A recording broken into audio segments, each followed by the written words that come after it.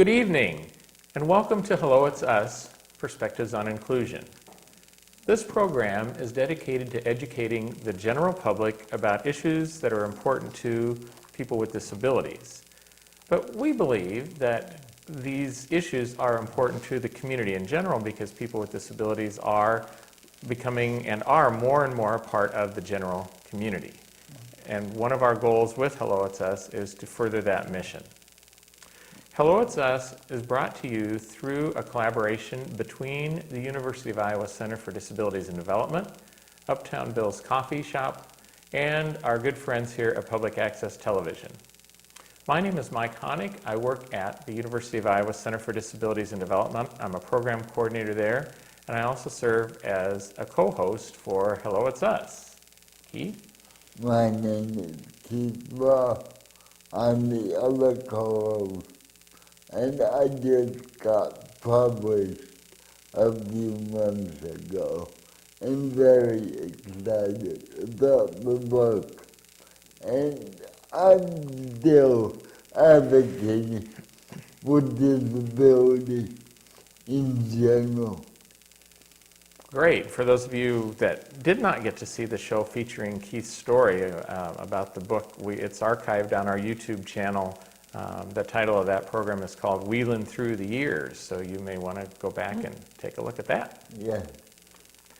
So we're very happy to welcome back Jonathan Ice to the studio today. Jonathan was our guest last week talking about his experiences in Minnesota and a bit about working with people with blindness, and also talking about his own vision loss and how he's coped with that over the years. So welcome back, Jonathan. Thank you. Thanks. And then we'll just pick up our discussion. At the end of our episode last week, we were talking about just kind of how functionally how your vision works, and that you were born with a condition that is somewhat similar to macular degeneration, but that since you have had it since birth, your brain adapted and you were able to bring vision into focus, though it's through the acuity is not where many people's acuity is, but that you're able to focus in. And I think you had a couple other comments about that related in particular to sports. So. Yeah, right.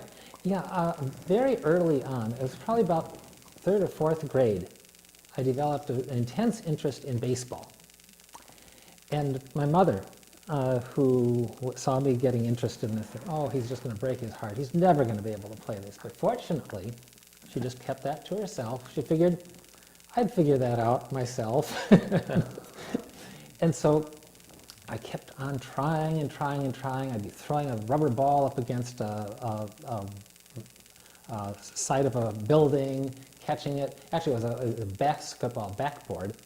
And I would then come back and catch it, and keep on throwing it, get good enough at throwing and catching, and then have it hit the rim, make more unpredictable bounces, and eventually getting into playing with other people. I was always behind people at my own developmental level, but that didn't deter me from trying to do this. And now I had no program behind this, but what it ended up doing, I'm convinced, is that it helped me hone my depth perception, which I was not born with. I do not have binocular depth perception. And so I had to use other depth perception factors to be able to make up for that. And so I have found that I am able to move in space much better than people with similar loss of vision. I think because I had worked so hard on that over the years, and so I do function pretty well visually, but it's not perfectly, and I do use a white cane, it has saved me a few times, but mostly I use that. And there's another reason. People always associate the white cane with being able to use it as an antenna, to be able to feel your way around. Yes. And that's a very legitimate, that's a very important function that it provides. It also is a symbol of blindness. And because of that, when I carry that, when I was having my training in Minneapolis, I discovered, I was one day, the place, sort of the epiphany that happened, was a day that I was going on an errand to get something at a hardware store. And so I head up Hennepin Avenue and find the hardware store. And I ask for whatever it was that I was looking for. And I can't remember whether they just went with me to get it, or whether they gave me good specific instructions. It's on, you find the 5th aisle and down the middle on the right side, you're going to find it. Anyway, they gave me appropriate help. And I had lived, at that point I'd lived 44 years without, I was hard to get on this too. I was very late in dealing with blindness. I had functioned as a sighted person. I was passing as sighted. Mm-hmm. And all those years, I would get into all these misunderstandings with people in the public because they would assume that I was illiterate or stupid or something like that because I was asking these questions that were just obviously right in front of my eyes. Mm. And I was finding with the cane, I'm able to get this information without having to fight for it. Here you go. That's And as a result, I decided, okay, I'm going to use this thing. And when I became a rehabilitation counselor and rehabilitation teacher with the Iowa Department for the Blind, I think because the great majority of blind people have some usable vision, and they are tempted to not do any kind of visible blindness thing because they will, other people think they're blind. And, but they end up cheating themselves because they're not able to be as effective as they could be.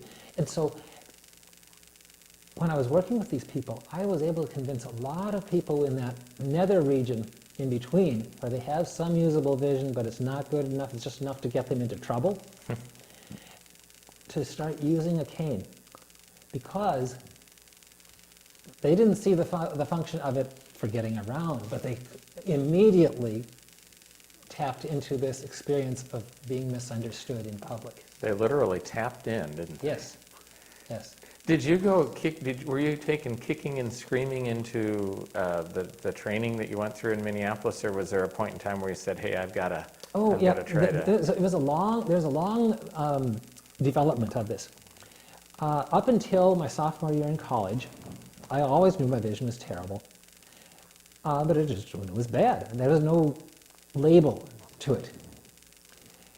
During my sophomore year, I had the only exacerbation of my condition in my whole life.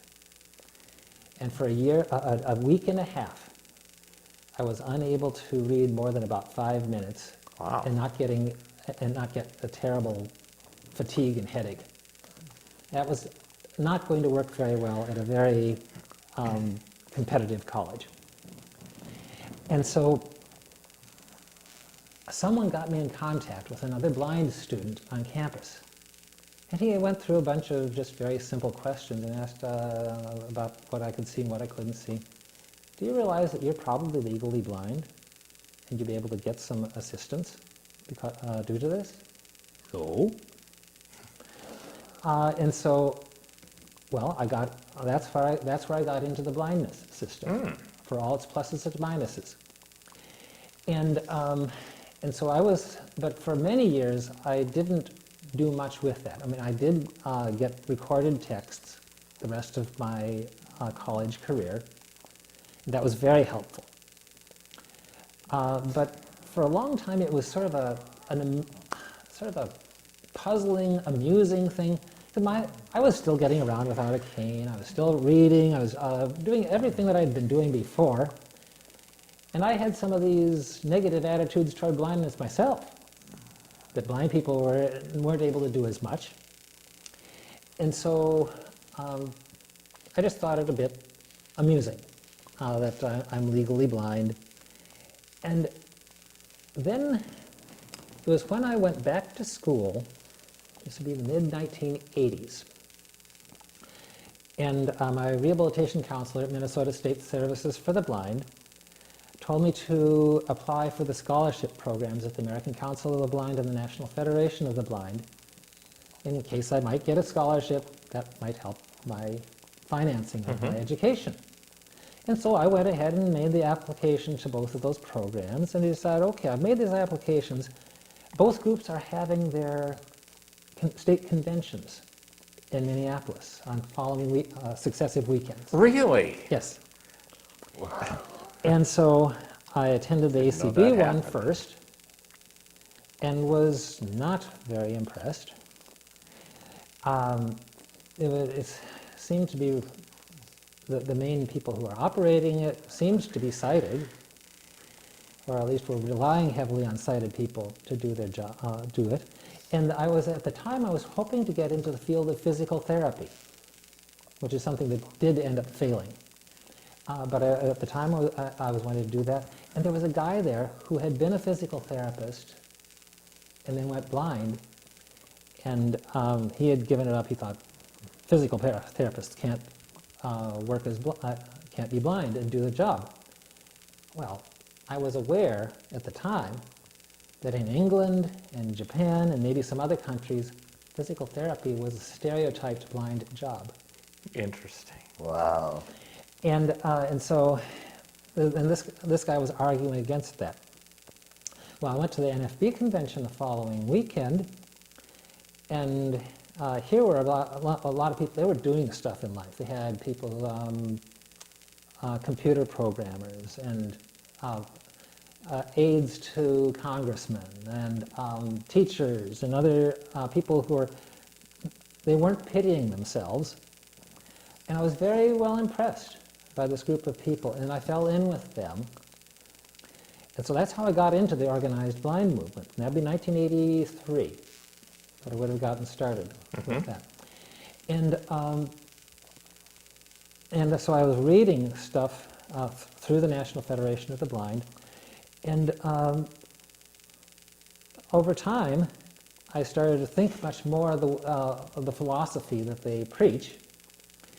And so then came the early mid-1990s, and there was a new administrator for the State Services for the Blind who came, a fellow who had gotten started with blindness rehabilitation here in Iowa under Kenneth Jernigan at the Commission for the Blind. And I liked the direction he was trying to take state services.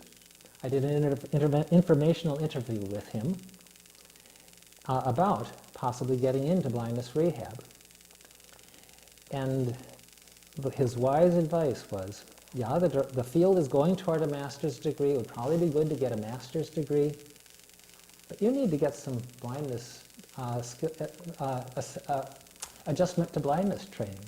I don't think he used that term, but it's basically blindness skills training. And so I went to, the NFB had a training center there in Minneapolis called Blind Incorporated, Blindness Learning in New Dimensions Incorporated. And seeing that the director of the agency supported my getting instruction there, I had my rehabilitation counselor over a barrel. And so there's going to be no problem getting in there. And so I went there, spent 9 months, part-time, didn't get the full dose. I wish I had had a chance, but I was working in the mornings. And so went part-time, got cane travel, braille, and computer instruction there. And all this stuff with the learning shades, the sleep shades on. And wonderful program, and I came out of that, and then I went and got the master's degree at Mankato State University. And while I was doing, I did a summer program down at Mississippi State University as part of this, but it was a blindness focus, whereas the Mankato program was just general rehab. And did an internship at Mississippi State at the Iowa Department for the Blind. Wow. I knew that my internship at Mankato was going to be with State Services for the Blind in their Rochester office. And this gave me a chance to compare the two agencies. And I was mightily impressed by the Iowa Department for the Blind. It was an agency that had an extreme esprit de corps. People were going well beyond the requirements to give service to the people that they were serving. There was a kind of unity of purpose that I sensed there, and I felt that this would be a wonderful place to work. Well, I was 2 months into my internship in Rochester, got a couple calls from Des Moines saying, "We got some openings for rehab counselors down here. Do you want to apply?" Nothing lost. I could come down and, even if I didn't get the job, there's nothing to lose. Came down, did the best job interview of my life, and was the first person they chose. And so I finished my internship in training on my job. Oh, boy, that was meant to be. And so I got stationed out to East Central Iowa, did 4 years of work with the department as a rehabilitation counselor. And rehabilitation counselors get people into jobs. That's their basic job that they do. There's a lot of stress in the job, very long hours. And I was noticing that rehabilitation teachers who do the skills training, I felt that that was more what I would like to do. And besides, it was mostly working with a senior clientele, and I love that age group. And so when the rehabilitation teacher in my office left the agency, and we had an opening there, I decided I'm going to step into that void. I applied for that job, got accepted, and went through a year of hell doing both jobs at the same time. But once they got the new counselor out in my place, then I was able to devote my energies toward rehabilitation teaching, and I loved it. It's very rewarding. Yeah. Jonathan, just digress a little. I noticed you prefer a white cane over a guide dog. Could you extrapolate on why you use a cane Okay. and not a dog? Yes. Okay. I have a lot of respect for the dog teams that are out there, but there are a number of reasons why I have decided that's not for me. Now, there might be a point in the future where that would be, but for one thing, I think I have too much vision to be able to effectively use a dog. I think I would be very severely tempted to lead the dog rather than to have the dog lead me. And I've seen that's a terrible thing with the dogs. I've seen some people who had some residual vision who had dogs, and they led the dog, and the dog lost all of its training, and it became a very expensive pet. But there is much more beyond that than just the fears that I would have of ruining a very good animal. There are advantages and disadvantages to both means of getting around. The cane is basically, I had a friend of mine who's not a dog user who described cane travel as a contact sport. And it's Mitch Pomerantz, former president of ACB. That? Yeah. And that's basically you get around you look for open space in front of you. As long as you find open flat space, you can walk safely into it. Yeah. If you run into an obstacle, then it's important to use your brain to figure out what you do with regard to that. And so you're constantly coming into contact with other things with the cane, so your body does not come into contact with it. With the dog takes you around those things. And it's probably more graceful. And probably, for most people, it's probably faster. But there are disadvantages too. I find that dogs can be very distracting. If you're in a meeting and you've got a dog there that's snapping at flies or doing other doggy things, that can cause distractions. And if you have a number of dogs, it just magnifies the thing. And I was with an organization where that was the case. But in addition to that, the dogs, they can get sick. They can die.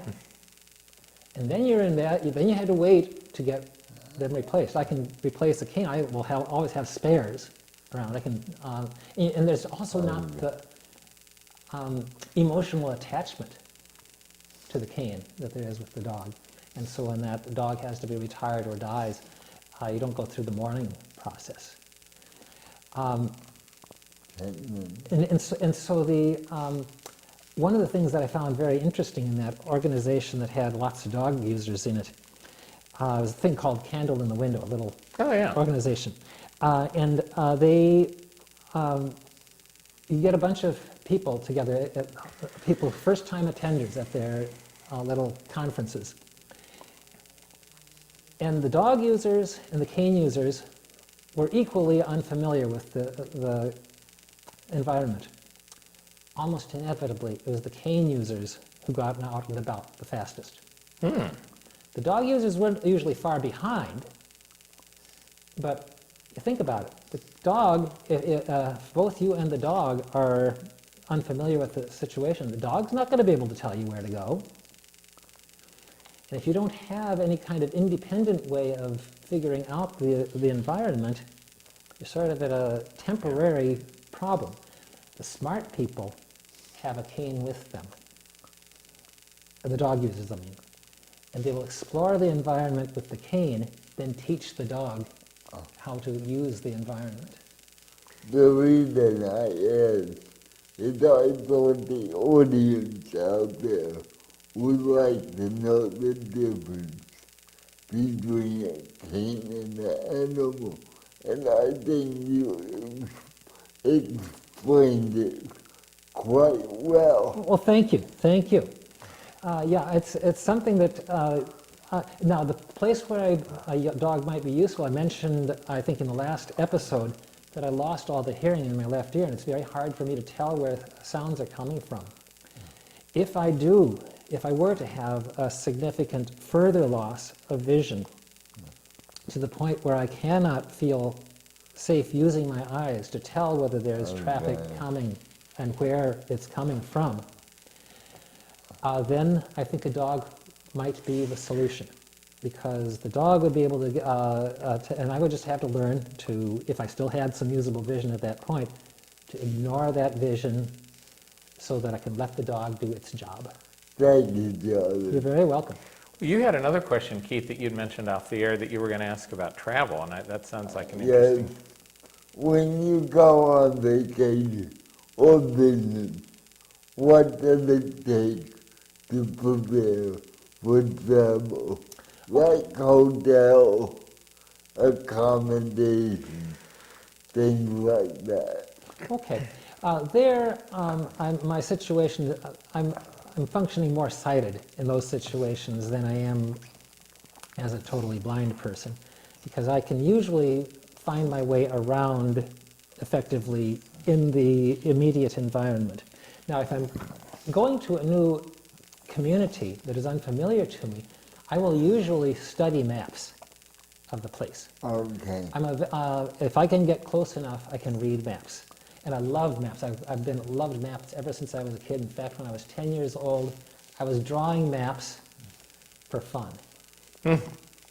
And I just imagine, just fictitious maps, and then we were living in Arlington, Massachusetts at the time, and I would explore my neighborhood in increasingly widening circles to develop my map of Arlington, which at that time, I had never seen a map of Arlington. Now, I do have a map of the Boston area now, and my maps of Arlington are very close to what the real thing Really? is. That's great. That's very good. Yeah, that's interesting. Microphone man. Oh, gosh. Well, one of the things that you mentioned, and we just are really running out of time quickly, so I I'm know, going it's to just ask you. going way too fast. Yeah, it is. But one of the things that we haven't talked about is just kind of when you talked about your situation, I thought maybe we were going to mention your wife. And so now I'm going to. Yeah. You know, there are all kinds of misconceptions out there about, oh gosh, if a blind person or, you know, or low vision person, whatever, is married to somebody sighted, well, you know, of course the sighted person is going to be the one to take Yes. care of them and all this Yes. kind of stuff. Obviously, I've known you for a long time, and I know that you two have a very interesting life together, and it seems like you kind of, you know, you share responsibilities, and you're both doing stuff to make your life work, and the things that you do together. It's not like she's doing this, you know, you're both doing things as equal partners. And have you ever had to, you know, because of the fact that you have the cane, has the blind-sighted issue ever come up, even just like between the two of you, or like in public, where somebody would come up to Carla and say, "Oh, that's so nice of you," and blah, blah, blah. You ever run into Oh, any we run, things like not, I that? wouldn't say we run into it all the time, but we certainly have run into that attitude. I think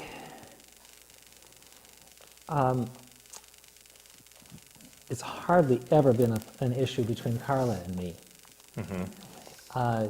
She knew me when we first met in 1979. We didn't get married till 1989. But but I didn't start using a cane on a regular basis until 1993. And so she knew me as a passing for sighted person, although she knew I would never hid it from her that my vision was awful, or that I was legally blind. But when I started using the cane, I never got any flack from her at all. That's On great. that, which is, I know that that's often a problem Yeah. for the spouse.